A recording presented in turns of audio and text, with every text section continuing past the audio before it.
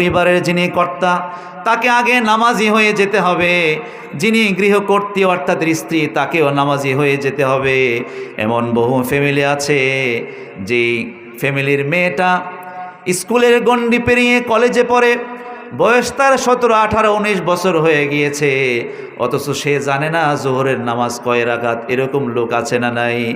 আবার হুজুর আমার মেয়েটা সায়েন্সে পড়ে, একদম সুর লাগায়, হুজুর আমার মেয়েটা সায়েন্সে পড়ে, হুজুর দোয়া করেন। হুজুর আমার মেয়েটা পুলিশে জব হয়েছে, দোয়া করেন। পুলিশে জব হয়েছে এটা অহংকারের বিষয় নয়। আপনার মেয়ে সায়েন্সে পড়ে নাকি ঢাকা বিশ্ববিদ্যালয়ে চান্স পেয়েছে, ভিক্টোরিয়াতে চান্স পেয়েছে, সাউথ ইস্ট ইউনিভার্সিটিতে পড়ে, এটা কোনো অহংকারের বিষয় নয়। যতক্ষণ পর্যন্ত আপনার সন্তানকে নামাজি বানাইতে না পেরেছেন, আপনার অহংকারের কিছুই নেই। জাতির পিতা ইব্রাহিম আলাইহিস সালাম স্থায়ী জাতির পিতা। পৃথিবীর বহু জাতির পিতা আছে, ক্ষমতায় থাকলে জাতির পিতা, এরপর আর পিতা থাকে না, এরকম পিতা আছে না নাই? কিন্তু স্থায়ী পিতা একজন, ইব্রাহিম আলাইহিস সালাম। ইব্রাহিম আলাইহিস সালাম তার পরিবারের জন্য কত চমৎকার দোয়া করেছেন, মায়ের জন্য বাবার জন্য দোয়া করেছেন। এই দোয়া কিয়ামত পর্যন্ত প্রত্যেক কোরআন অধ্যয়নকারীদের জন্য সবক।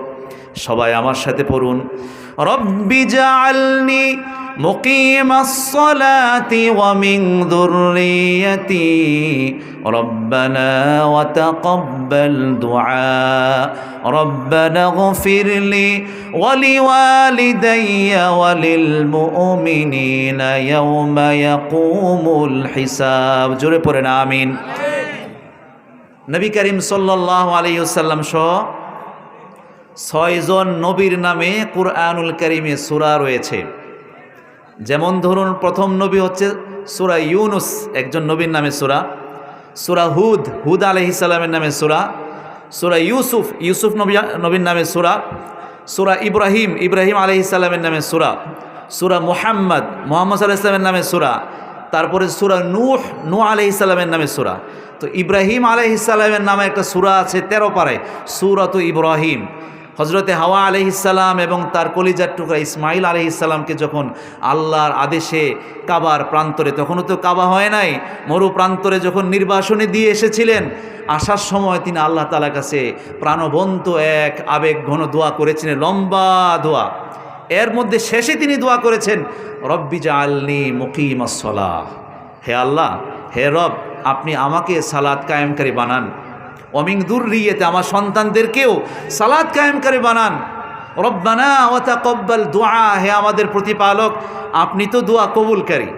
তারপর আবার দোয়া করলেন, রব্বানা ইগফিরলি, হে আল্লাহ আমাকে মাফ করুন, ওয়ালি ওয়ালিদাইয়া, আমার পিতামাতাকে ক্ষমা করুন, ওয়ালিল মুমিনিনা, এবং মুমিনদেরকে ক্ষমা করুন, ইয়াউমা ইয়াকুমুল হিসাব, হিসাব গ্রহণের দিন আমাকেও আপনি মাফ করে দিয়েন, আমার আব্বা আম্মাকেও মাফ করে দিয়েন, পৃথিবীর সকল বিশ্বাসী মুমিনদেরকে আপনি মাফ করে দিয়েন। কোন সুবহানাল্লাহ।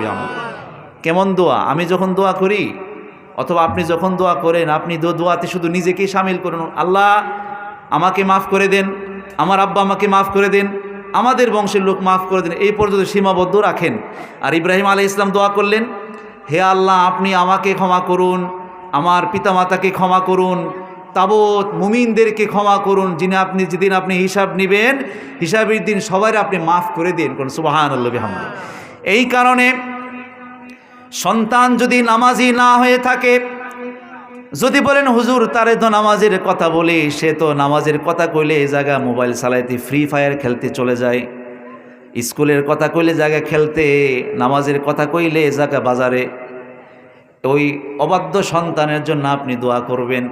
কারণ রসুল বলেছেন, 2টা জিনিস আল্লাহর আরশে পৌঁছতে বাধা পায় না। একটা হচ্ছে ইমানদার ব্যক্তি যখন লা ইলাহা ইল্লাল্লাহ বলে, এই কালিমা শরীফ আল্লাহর আরশে পৌঁছতে কোনো বাধা পায় না, বিনা বাধায় আল্লাহর আরশে পৌঁছে যায়। কোন সুবহানাল্লাহ।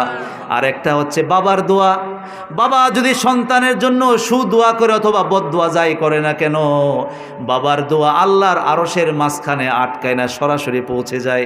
সুতরাং আপনি যদি মনে করেন আপনার ছেলেটা অবাধ্য হয়ে গেছে, নামাজের কথা কইলে শুনে না, আপনি মালিকের কাছে বলেন, হে আল্লাহ আমার এই সন্তানটাকে, তার মনটাকে আপনি গলায় দেন। হে আল্লাহ আপনাকে তাকে আমার সন্তানকে নামাজি বানায় দেন। হে আল্লাহ আমি যেন বেনামাজি সন্তান না দেখি, আমার সন্তান পরিবার সবাইকে নামাজি বানায় দেন। এই দোয়া যখন আপনি করবেন, আল্লাহকে শুনবেন কি শুনবেন না? আল্লাহ কি শুধু হুজুরদের, আলেমুল আমাদের পীর বুজুর্গদের আর কোনো দলের আমির সাহেবের কথা শুনে না? সবার কথা শুনে। যে এই লোকটা রিক্সা চালায়, নিজের নাম সাইন করতে পারে না, শুদ্ধ ভাষায় কথা বলতে পারে না, এই মূর্খ মানুষের অন্তর্নিহিত যেই ভাব, তার এই কথাগুলো অন্তর্যামী জানেন। মোনাজাত আপনি করেন শুদ্ধ ভাষায়, আপনার মোনাজাতটা যেমন, যিনি শুদ্ধ ভাষায় কইতে পারে না, মূর্খ মানুষ, ওই ব্যক্তির প্রার্থনাটাও রবের কাছে সমান। আল্লাহু আকবার। এই কারণে নিজেও নামাজ পড়বেন, পরিবার পরিজন সবাইকে নামাজি বানিয়ে দিবেন।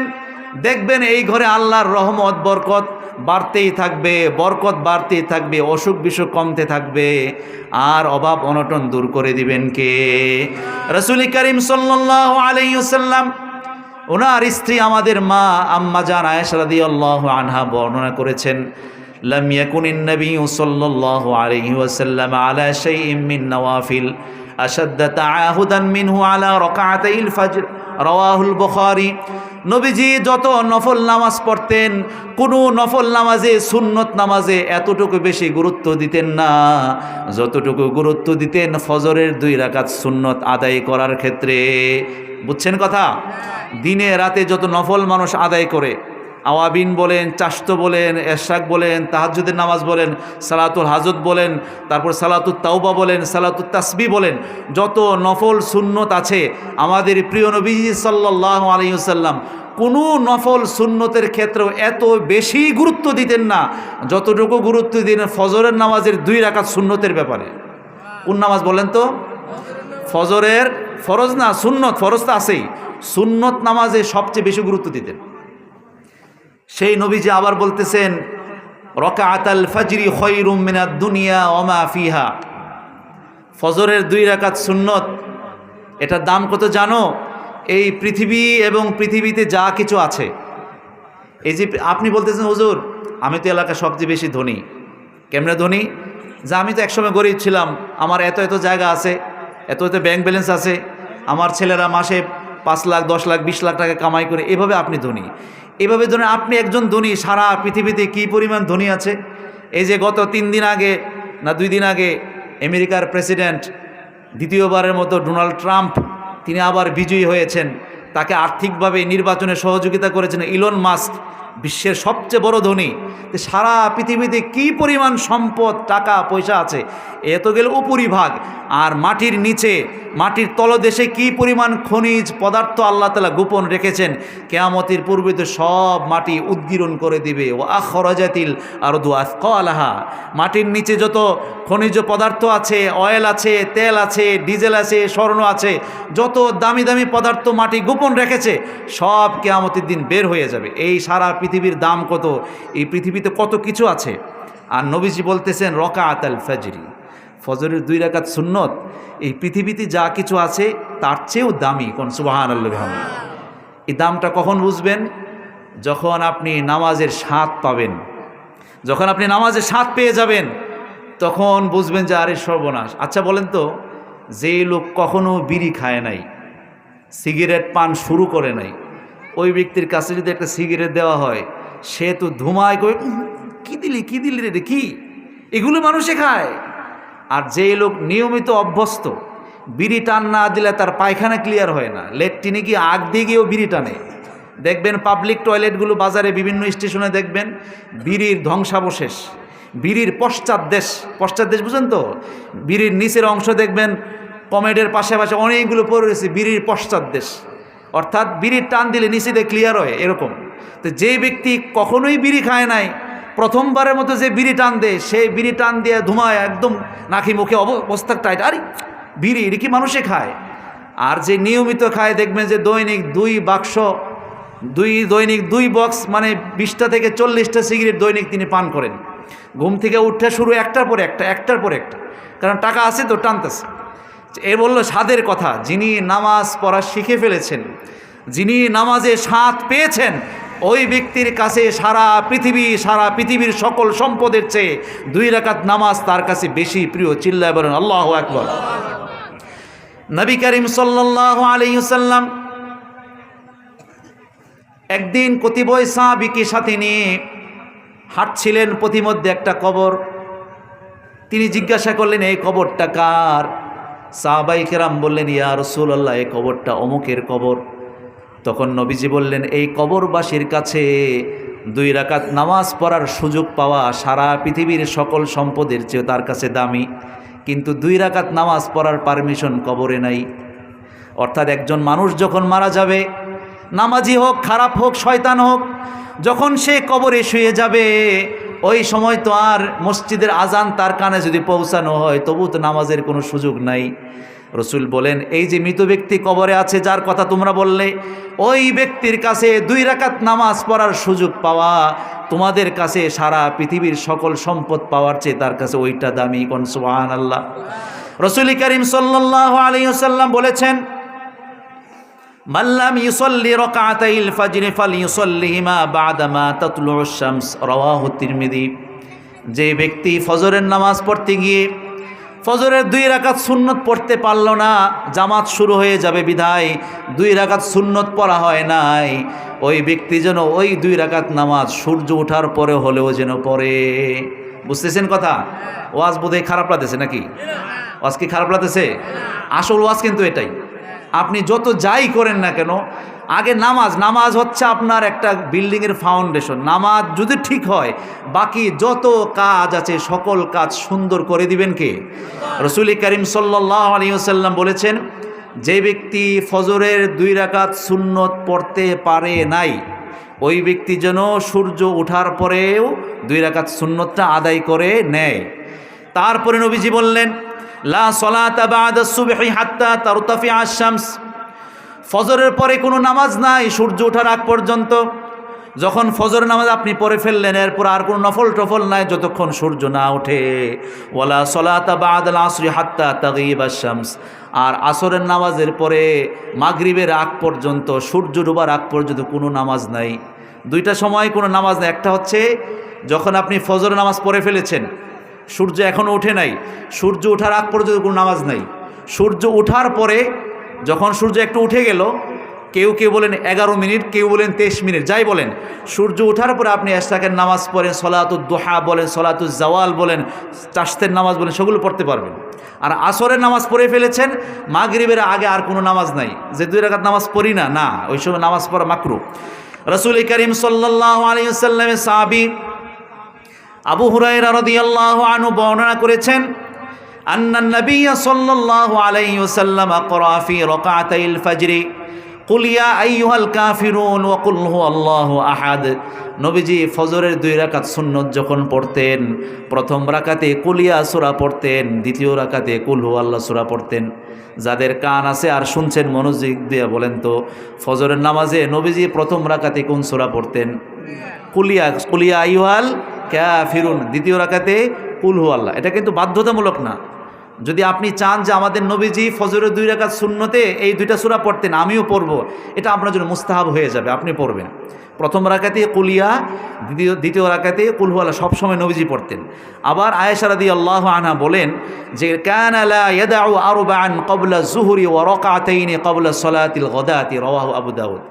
নবীজি যোহরের নামাজের পূর্বের 4 রাকাত সুন্নত এবং ফজরের পূর্বে 2 রাকাত সুন্নত কখনো ছাড়েন নাই।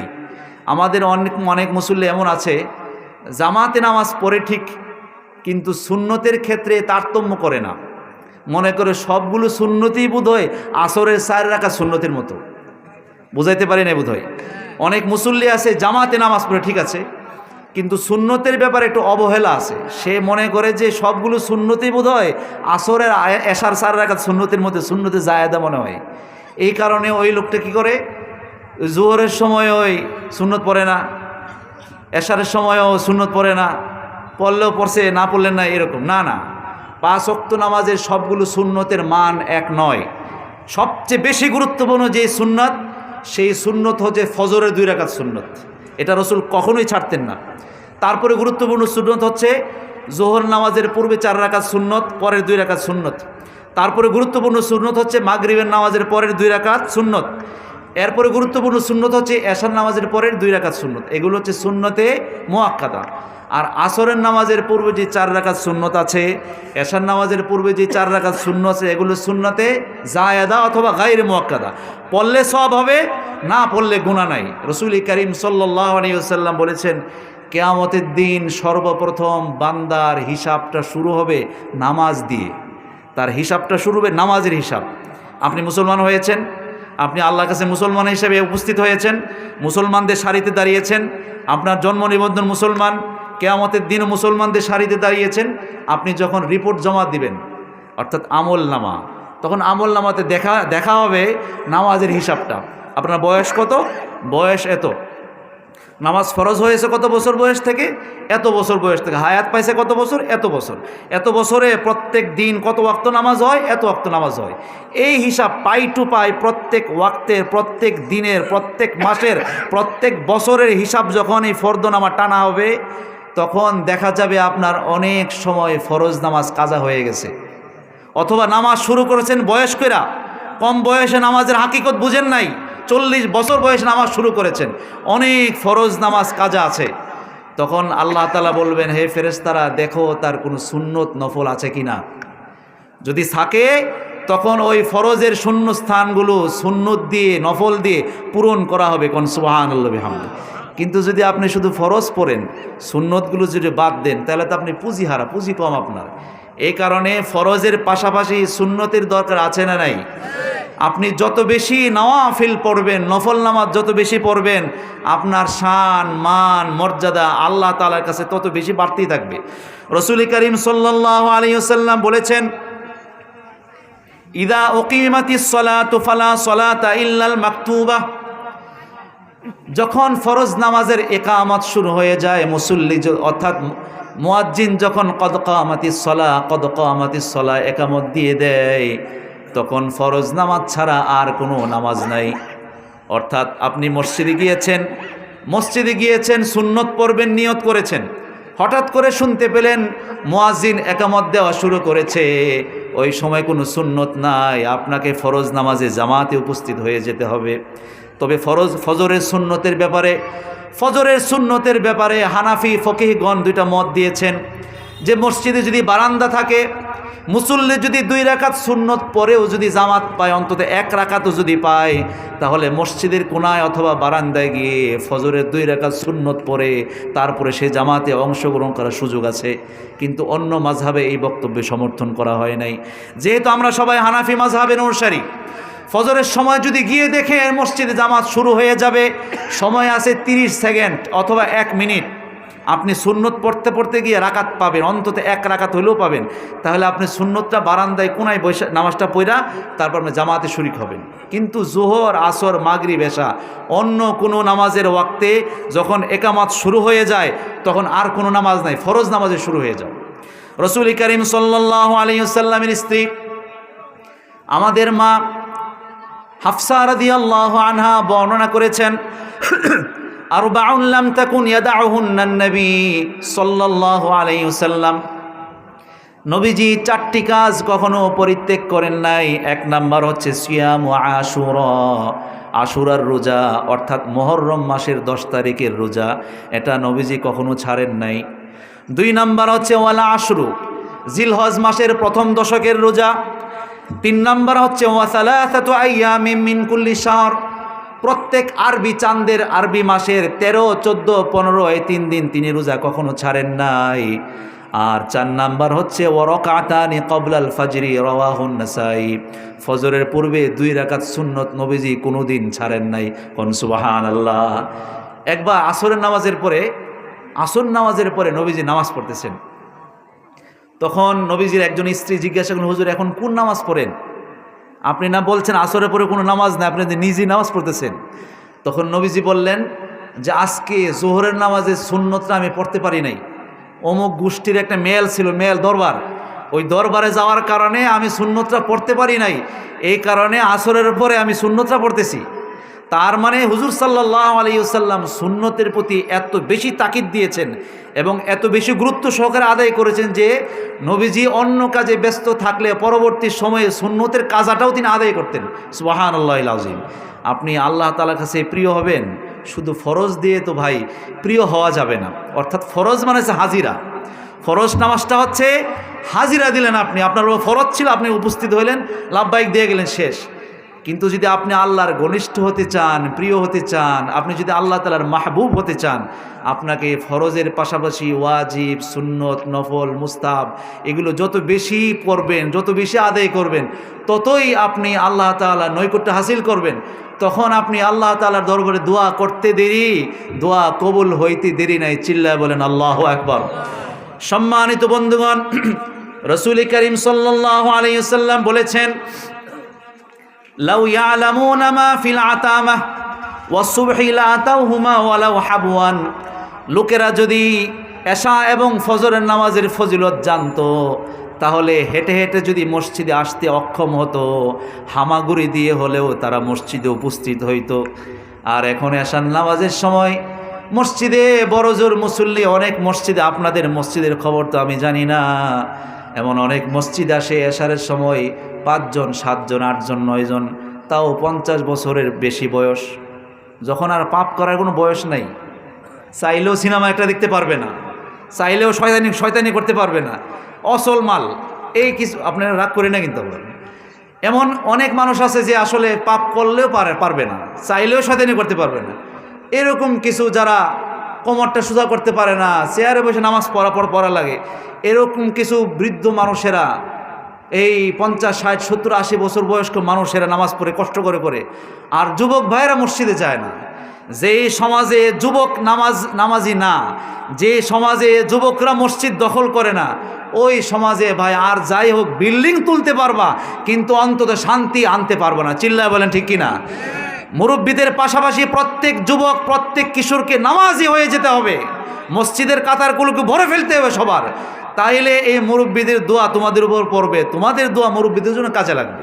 রাসূল করিম সাল্লাল্লাহু আলাইহি ওয়াসাল্লাম বলেছেন, ইয়াতাআকাবুনা ফীকুম মালায়েকাতুম বিল-লাইলি ওয়া মালায়েকাতুম বিন-নাহার। দিনে এবং রাতে পরস্পর আগমনকারী 2 দল ফেরেশতা, এক দল রাতে আসে আর এক দল দিনে আসে তোমাদের কাছে। আর ওয়ায়াজতামিউনা ফী সলাতিল ফাজরি ওয়া সলাতিল আসরি। ওই 2 দল ফেরেশতা ফজরের জামাতে এবং আসরের জামাতে অংশগ্রহণ করে, অর্থাৎ 2 দল ফেরেশতা আসর এবং ফজরের সময় তাদের দেখা হয়। সুম্মা ইয়ারজুল্লাযীনা ইয়াতু ফীকুম। ওই ফেরেশতারা যখন ডিউটি পালন করে আল্লাহর কাছে পৌঁছে যায়, তখন আল্লাহ তাদেরকে জিজ্ঞাসা করেন, অথচ আল্লাহ তাআলা ভালোই জানেন। আল্লাহ জিজ্ঞাসা করেন, ওয়া হুয়া আ'লামু বিহিম কাইফা তারাকতুম ইবাদি। আল্লাহ তো ভালো করেই জানেন, তারপরেও ফেরেশতাদেরকে আল্লাহ জিজ্ঞাসা করেন, হে আমার ফেরেশতারা, আমার বান্দাদেরকে কোন অবস্থায় রেখে এসেছো? তখন ফেরেশতারা বলে, তারাকনাহুম ওয়া হুম ইউসাল্লুন। হে আল্লাহ, আসরের নামাজ ডিউটি শেষ করে আমরা যখন এসেছি আপনার কাছে, আমরা তাদেরকে নামাজ পড়তে দেখেছি। হে আল্লাহ, আমরা গোপালনগর এলাকার দায়িত্বশীল, আমরা যখন আপনার কাছে এসেছি তাদেরকে নামাজ পড়তে দেখে এসেছি। আর ফজরের ডিউটি যারা করে আল্লাহর কাছে পৌঁছে, তখন ফেরেশতারা বলে, আল্লাহ তাদেরকে আমরা নামাজ পড়া অবস্থায় রেখে এসেছি। কোন সুবহানাল্লাহ। অর্থাৎ আল্লাহ তাআলা মানুষের পক্ষে, মুসলমানদের পক্ষে, নামাজিদের পক্ষে মাফ করানোর একটা উসিলা তালাশ করে ফেরেশতাদেরকে বলে, হে ফেরেশতারা, তোমরা আমার বান্দাদেরকে কি অবস্থায় রেখে আসছো? অথচ আল্লাহ তাআলা তো ভালোই জানেন। ফেরেশতারা বলে, আল্লাহ আপনার বান্দাদেরকে আমরা আসরে জামাতে রেখে আসছি। আর ফজরে জামাত শেষে যারা যায়, তখন আল্লাহ তাআলা জিজ্ঞাসা করে, আমার বান্দাদেরকে কি অবস্থায় দেখে এসেছো? ফেরেশতারা বলে, হে আল্লাহ, আপনার বান্দাদেরকে ফজরের নামাজ গোপালনগর মসজিদে জামাতের সাথে আদায় করতে দেখে এসেছি। আল্লাহু আকবার। এই কারণে কুরআনুল কারীমে রব্বুল আলামিন বলছেন, ইন্না কুরআনাল ফাজরি কানা মাশহুদা। নিশ্চয়ই ফজরের কোরআনে ফেরেশতারা উপস্থিত হন। আপনি মনে করতে পারেন আপনার মসজিদে মুসল্লি 20 জন 30 জন, না না, মসজিদের কোনো কাতার নামাজি ছাড়া থাকে না, মসজিদের কোনো কাতার জামাতি ছাড়া ফাঁকা থাকে না। ইনসান না থাকলে জিন আছে, জিন না থাকলে মালাইকা আছে, ফেরেশতা আছে। আর বিশেষ করে ফজরের জামাত, এখানে মুসল্লি 2 জন হোক 3 জন হোক, যেখানে ফজরের জামাত হয়, ফজরে যেখানে কোরআন পড়া হয়, ওই ফজরের কোরআনে ফেরেশতা পাঠিয়ে দেন কে? সূরাতু বনী ইসরাঈল আল্লাহ তাআলা বলছেন যে ইন্না কুরআনাল ফাজরি কানা মাশহুদা, নিশ্চয়ই ফজরের কোরআনে ফেরেশতারা উপস্থিত হন। সম্মানিত বন্ধুগণ, এমন বহু মানুষ আছে মুসলমানের সন্তান, মুসলমান পরিবারের সন্তান, ফজরের আজান দেয়, ফজরের আজান শুনে নিজেও নামাজ পড়ে না, আর বিবি নামাজ পড়লে পড়ুক, না পড়লে নাই। কিন্তু এই লোকটা ঠিকই সকালবেলায় ফজরের ওয়াক্তে দুধের বালতি নিয়ে বাজারে যায়, আছে না নাই? কথা বলেন না কেন? নামাজের ব্যাপারে তার অবহেলা রয়েছে। একেবারে ভোর 4টার সময় যিনি মৎস্য চাষি, মাছ ধরার যিনি জীবিকা নির্বাহ করেন, রাত 2টার সময়, 12টার সময়, 1টার সময়, নিশিরাতে, শীতে, কনকনে মাঘ মাসের শীতে ওই ব্যক্তি গুসলেংটি দিয়া পানিতে নাইমা মাছ ধরে সারাটা শরীর কাঁপে, তবু তার কষ্ট নাই, কারণ এই কষ্টের পরে আছে কিছু ফুলুস, কিছু টাকা। ওই টাকার লাভটা সে বুঝেছে, নামাজের লাভটা সে বুঝে নাই। এই কারণে রাসূলুল্লাহ সাল্লাল্লাহু আলাইহি ওয়াসাল্লাম বলেছেন, মান গাদা ইলাস সালাতি সুবহি গাদা বিরায়াতিল ঈমান, যে ব্যক্তি সকালবেলায় নামাজের দিকে যায়, অর্থাৎ ফজরের নামাজ পড়তে যায়, ওই ব্যক্তি ঈমানের পতাকা নিয়ে যেন রওনা দিল। ওমান গাদা ইলাস সুকি গাদা বিরায়াতি ইবলিস, আর যে ব্যক্তি নামাজ না পড়ে বাজারের দিকে রওনা দিল, ওই ব্যক্তি ইবলিসের পতাকা নিয়ে রওনা দিল। জোরে বলেন নাউজুবিল্লাহ। রাসূল করিম সাল্লাল্লাহু আলাইহি ওয়াসাল্লাম বলেছেন, সাবআতুন ইউযিল্লুহুমুল্লাহু তাআলা ফি যিল্লিহি ইয়াওমা লা যিল্লা ইল্লা যিল্লুহ। হাসরের মাঠে যেদিন আল্লাহর আরশের ছায়া ছাড়া আর কোনো ছায়া থাকবে না, কিয়ামতের দিন ওই বিভীষিকাময় মুহূর্তে 7 শ্রেণীর লোক আল্লাহর আরশের নিচে জায়গা পাবে। কোন আলহামদুলিল্লাহ। আলহামদুলিল্লাহ আওয়াজে মনে হইতেছে আপনারা আমার ওয়াজ পছন্দ করতেছেন না, আর মনে মনে কইতেছেন যে এই বক্তারা নামাজ না করে তাড়াতাড়ি নামা, পরের বক্তা দে। আমার ওয়াজ কি খারাপ লাগতেছে? আমি কি রাজনৈতিক আলোচনা করতেছি? অন্য কোনো বক্তা সমালোচনা করতেছি? প্রত্যেকটা শব্দে রেকর্ড হইতেছে, আপনারা আবার রিভিউ দিয়ে দেখবেন প্রত্যেকটাতে কোরআন আর হাদিস। কারণ এখন সময় নাই, আজে বাজে কথা বলার কোনো সময় নেই, রাজনৈতিক বক্তব্য দেওয়ার সময় পার হয়ে গেছে। এখন করতে হবে মানুষকে, মানুষ গঠন করতে হবে, নামাজি বানাতে হবে, মুত্তাকি বানাতে হবে। সুযোগ আছে এখন মাহফিল করতে আর পারমিশন লাগে না। ওয়াজ মাহফিল করতে গেলে 17খানে সিগনেচার লাগে না, অমুকরে দাওয়াত দেওয়ান লাগবে না ইনশাল্লাহ। এখন আমল করার সময়, সমাজ গঠন করার সময়। 7 শ্রেণীর লোক, 7 প্রকারের লোক কিয়ামতের দিন আল্লাহর আরশের নিচে জায়গা পাবে। আমরা আশা করি এখানে যারা আছেন প্রত্যেকেই জায়গা পাবেন। কোন শ্রেণী? 1 নাম্বার হচ্ছে ইমামুন আদিল, ন্যায়পরায়ণ বাদশাহ যিনি। হয়তো আমরা এখানে কেউ বাদশাহ হতে পারেন, এটা বাদ দেন। ওয়াশাবুন নাশা ফি ইবাদাতিল্লাহ, ওই যুবক, যে যুবক যৌবনকালে আল্লাহর ইবাদত করে, এমন যুবক এখানে থাকতে পারেন। যে যুবক যৌবনকালে আল্লাহর ইবাদত করে, ওই যুবক কিয়ামতের দিন বৃদ্ধ হয়ে মারা গেল। যেই যুবক যৌবনকালে আল্লাহর ইবাদত করেছিল, ওই যুবক কিয়ামতের দিন আল্লাহর আরশের নিচে জায়গা পাবে। 2 নাম্বার হচ্ছে জি ইমামুল আদিল, ন্যায়পরায়ণ বাদশাহ, ন্যায়পরায়ণ ইমাম, ন্যায়পরায়ণ বিচারক। এগুলো তো নাই সমাজে। ন্যায়পরায়ণ বাদশাহ, ন্যায়পরায়ণ বিচারক, এগুলোকে আছে। এই যে বাড়ির মধ্যে যে 3-4 জনে বৈশা মেল করে, ওই মেলাও তো ন্যায় বিচার নাই। চিফ জাস্টিস বলেন, হাইকোর্ট বলেন, সুপ্রিম কোর্ট বলেন, সেখানে বলেন আন্তর্জাতিক আদালত বলেন, এগুলোতে ন্যায় বিচার আছে নাকি? ন্যায় বিচার থাকলে কি মানুষ ফাঁসিতে ঝুলে? বহু নিরপরাধ মানুষ, নামাজি মানুষ, মুত্তাকি মানুষ 15 বছর 17 বছর বিনা অপরাধে, শুধু অপজিশন হওয়ার কারণে বিনা অপরাধে জেল খাটে। আর পরিমরির মতো নর্তকী জেলখানায় মেহেন্দি দেয় আর মেকআপ করে বের হয়ে আসে। আলেম ওলামাদেরকে ডান্ডাবিড়ি পড়ানো হয়। যিনি এই সমাজে, এই দেশে বিভিন্ন আলেম ওলামায়ে কেরাম হাজার হাজার তাফসির মাহফিল করেছেন। এই সমস্ত উলামায়ে কেরামদেরকে হাতে পায়ে ডান্ডা বেরি পরে আদালতে উপস্থিত করা হয়, আর পাষণ্ড বিভিন্ন ধরনের দলীয় কারণে অথবা অন্য কোনো মাদকের কারণে চোরাকারবারের কারণে জেলে গেছে, 1 সপ্তাহের মধ্যেই যাবেন। ন্যায় বিচার আছে নাকি? তাহলে ইমামুন আদিল, ন্যায় বিচারক, ন্যায়পরায়ণ বাদশাহ, ন্যায়পরায়ণ ইমাম, এটা রাখেন। যিনি থাকবেন তিনি অবশ্যই আল্লাহর আরশের নিচে জায়গা পাবেন। 2 নাম্বার হচ্ছে যে যুবক যৌবনকালে আল্লাহর ইবাদত করেছে। আপনি হয়তো বুড়া হয়ে গেছেন, কিন্তু যৌবনকালে আপনি ইবাদত করেছিলেন, আপনি আল্লাহর আরশের নিচে ইনশাআল্লাহ জায়গা পাবেন। বলেন ইনশাআল্লাহ। রাসূল করিম সাল্লাল্লাহু আলাইহি ওয়াসাল্লাম বলেছেন, ওয়ারাজুলুন কলবুহু মুআল্লাকাতুন বিল মাসাজিদ, ওই ব্যক্তি যাদের অন্তর মসজিদের সাথে লাগানো থাকে, অর্থাৎ ওই ব্যক্তি বাজারে থাকলেও রুহুটা তার মসজিদে থাকে, ওই লোকটা যানবাহনে থাকলেও তার দিলটা মসজিদে থাকে, ওই লোকটা ঘরের বিছানায় শুয়ে থাকলেও মসজিদের সাথে জুড়ে থাকে। তার মানে যখন আজান দেবে পৃথিবীর কোনো বাধা তাকে আটকায় রাখতে পারে না। ওই সমস্ত মসজিদ প্রেমিক মুসল্লিরাও কিয়ামতের দিন আল্লাহর আরশের নিচে জায়গা পাবে। গণ সুবহানাল্লাহ। তাহলে যুবক ভাইয়েরও পাওয়া গেল, তারপরে মুরব্বীদেরকে পাওয়া গেল, অথবা নামাজিদেরকে পাওয়া গেল। তারপর রাসূল বলেছেন, ওয়ারাজুলানি তাহাব্বা ফিল্লাহি ইজতামা আলাইহি ওয়া তাফাররাকা আলাইহি, ওই 2 ব্যক্তি যে আল্লাহর জন্য একে অপরকে ভালোবাসে, আল্লাহর জন্য একে অপর আলাদা হয়ে যায়। তারপরে হচ্ছে ওয়ারাজুলুন যাকারাল্লাহু খালিয়ান ফাফাদাত আইনাহু, ওই ব্যক্তি যে চুপিসারে গোপনে আল্লাহ তাআলা দরবারে কাঁদে, যেই কান্না কেউ দেখে না, না নিজের পরিবার দেখে, না নিজের বন্ধুবান্ধবেরা দেখে, না তার সাথীরা দেখে। যে ব্যক্তি নিঃসঙ্গ গোপনে চুপিসারে চুপি চুপে কান্দে, ওই ব্যক্তিও কিয়ামতের দিন আল্লাহর আরশের নিচে জায়গা পাবে। কি এর কান্দা? গার্লফ্রেন্ড পাওয়ার কান্দা না, আবার কোন কান্দা? এটা গুনাহ মাফের কাঁদা, আল্লাহ তাআলার প্রিয় হওয়ার কাঁদা, নিজের মর্যাদা আল্লাহ তাআলার কাছে বৃদ্ধি পাওয়ার, আল্লাহর কাছে মুনাজাতের কান্দা, ওই কান্দা। গোপনে যে ব্যক্তি কাঁদে ওই ব্যক্তি আল্লাহর আরশের নিচে জায়গা পাবে।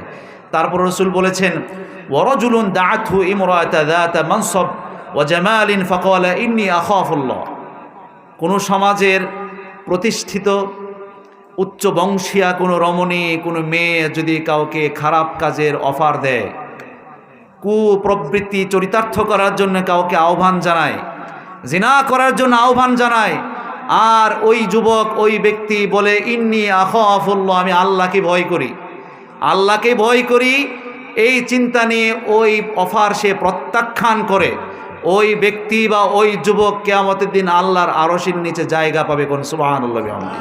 বিশেষ করে যুবক ভাইদের জন্য এই কথাটা খুবই জরুরি। একজন যুবক আল্লাহ তাআলার কাছে কতটা দামি দেখুন। এই হাদিসে শুরুতে কি বলা হয়েছে?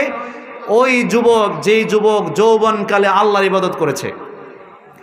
তারপরে নবীজি বললেন, ওয়ারাজুলুন তাসাদ্দাকা বিসাদাকাতিন ফাআখফাহা হাত্তা লা তা'লামু শিমালুহু মা তুনফিকু ইয়ামিনুহু, যে ব্যক্তি ডান হাতে এমন গোপনভাবে দান করলো, তার বাম হাতটা পর্যন্ত জানলো না সে কি দান করলো। কিন্তু আমাদের সমাজে এক শ্রেণীর মানুষ আছে, মাহফিলের বক্তা যদি ওই দানবীরের নামটা সুন্দর করে না কয়, ওই ব্যক্তি মনক্ষুণ্ণ হয়ে যায়। হুজুর আপনি জানেন না আমি আলহাজ, হুজুর আপনি জানেন না আমার নাম আলহাজ, আলহাজ আব্দুল মালিক, এই নামে কেউ থাকলে আবার রাগ করে না। আমি জানেন না 3 বার হজ করছি, 3 বার হজ করলাম, আপনি নামের শুরুতে আলহাজ লাগাইলেন না, আমার তো 3 বার হজটাই মাটিতে গেল। আচ্ছা, নামের শুরুতে কেউ যদি আলহাজ না লাগায়, তার কি হজটা বাতিল হয়ে গেছে? কথা বলেন না কেন? আবার অনেকে আছে বাহবা পাওয়ার জন্য দান করে, অমুক পাড়ার দক্ষিণ পাড়ার অমুকের ছেলে তমুক মাহফিলের 30,000 টাকা, সবাই বলেন মারহাবা, ওই ব্যক্তি খুব খুশি হয়ে গেল। মাহফিলের জন্য, মসজিদের জন্য, সামাজিক কাজের জন্য প্রকাশ্যে দান করা উচিত, দান করা জায়েজ। কিন্তু যে ব্যক্তি মানুষকে দেখানোর জন্য দান করলো, ওই ব্যক্তি বাহবাটাই পাইল, আর কিছু পাইল না। কিন্তু আল্লাহর আরশের নিচে 7 প্রকারের মধ্যে 1 প্রকার লোক তারাও হবে যারা এমন গোপনভাবে দান করে যে ডান হাত কি দান করলো বাম হাত জানলো না, নিজে কি দান করলো তার সাথী জানে না, তার স্ত্রী জানে না, তার বোন জানে না, আত্মীয়স্বজন কেউ জানে, এমন গোপনভাবে দান করে। এই গোপন দান করার অভ্যাস করে নিতে হবে। রাসূল করিম সাল্লাল্লাহু আলাইহি ওয়াসাল্লাম বলেছেন, গোপন দান আল্লাহ তাআলার রাগকে কমিয়ে ফেলে। অর্থাৎ আল্লাহ যদি আপনার পাপের কারণে রাগান্বিত থাকেন, আল্লাহ যদি আপনার প্রতি গুসা থাকেন, আপনি যদি গোপন দান করেন আল্লাহর গুসাটা ঠান্ডা হয়ে যায়। সুবহানাল্লাহ বিহামদিহি। গোপন দান। যদি আপনি বাঁচতে চান আযাব থেকে, আকস্মিক মুসিবত থেকে, কঠিন কঠিন দুরারোগ্য ব্যাধি থেকে যদি বাঁচতে চান, গোপনে গোপনে বেশি করে দান করতে হবে। আর এই দানের খবর বউরেও জানান যাবে না, কাউকে জানানো যাবে না, কথা প্রসঙ্গেও বলা যাবে না, কখনোই মুখ ফসকেও বলা যাবে না অমুককে আমি তো এটা দিছি, অমুককে তো আমি বিয়ের খরচটা দিয়েছি, অমুকের হসপিটালের বিলটা আমি দিয়েছি, অমুককে একটা লুঙ্গি দিয়েছি, অমুক ছেলে মাদ্রাসায় পড়ে পাঞ্জাবি দিয়েছি, অমুকের ছেলে ফর্ম ফিল আপ করতে পারে না, টাকা দরকার টাকা দিয়েছি, এগুলো বলা যাবে না। যদি আপনার সওয়াবটা আপনি ধরে রাখতে চান, এটাকে আপনাকে গোপন রাখতে হবে। এই কারণে যারা প্রকৃত আল্লাহর ওয়ালি, যারা আল্লাহ তাআলার সান্নিধ্য পেয়েছে, তারা যেমন দিনের বেলায় নামাজ পড়ে, রাতের বেলাও তারা নামাজ পড়ে। কোন সুবহানাল্লাহ। ওয়া মিনাল লাইলি فتهجد به نافلة لك عسى أن يبعثك ربك مقاما محمودا। আর নবী আপনার জন্য তাহাজ্জুদের নামাজটা অতিরিক্ত করেছি, মানে নফল করেছি। আর আশা করা যায় অচিরে এই নামাজের দ্বারা আপনি প্রশংসিত স্থানে পৌঁছে যাবেন। কোন সুবহানাল্লাহ। এক সাহাবী নবীজির কাছে এসে বললেন, ইয়া রাসূলুল্লাহ, অমুক ব্যক্তি রাত্রিবেলায় নামাজ পড়ে, রাত্রিবেলায় নামাজ পড়ে মানে তাহাজ্জুদ নামাজ পড়ে, অমুক ব্যক্তি রাত্রিবেলায় নামাজ পড়ে আর দিনের বেলায় চুরি করে। এবার রসুল বললেন, অবশ্যই তার এই রাতের নামাজ তাকে চুরি থেকে বিরত রাখবে, আজ হোক কাল হোক। আল্লাহু আকবার। অর্থাৎ কোনো ব্যক্তি যদি সঠিকভাবে নামাজ পড়ে, ওই ব্যক্তি যদি চোরও হয়, ওই নামাজ তাকে আস্তে আস্তে আস্তে আস্তে স্লোভাবে হলেও, ধীরে ধীরে হলেও একদিন না একদিন সে এই চৌর্য বৃত্তি থেকে সে বিরত থাকবেই।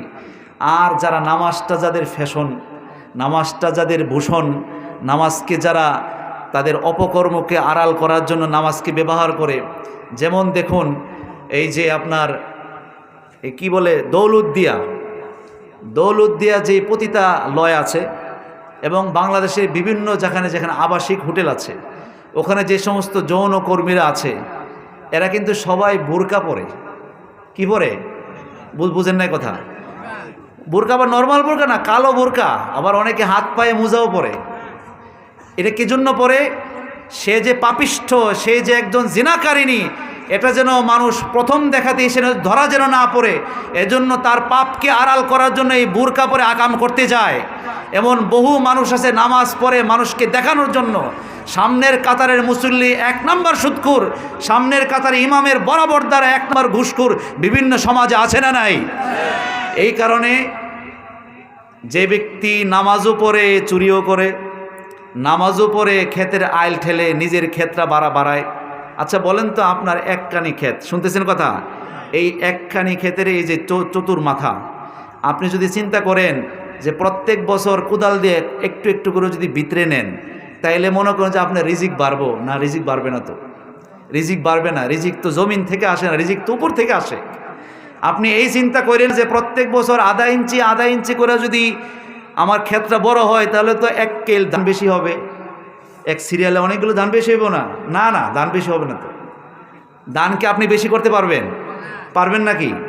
আপনি কত খেয়াল করেন যে আপনার অভিজ্ঞতা থেকে বলছি, ধরেন 3 বছর আগে আপনি যে জাতের ধানের বীজ বপন করেছিলেন, চারা রোপণ করেছিলেন, যেই পরিমাণ সার দিছিলেন, যেই পরিমাণ পরিচর্যা করেছিলেন, যেই পরিমাণ ফলন হয়েছিল, পরের বছর তার চেয়ে আরও বেশি পরিচর্যা করছেন কিন্তু ফলন হয় নাই। এরকম হয় নাই যে ফলন হয় নাই? এত পরিশ্রম করলাম, সবগুলো ধান হয়ে গেছে সিডা।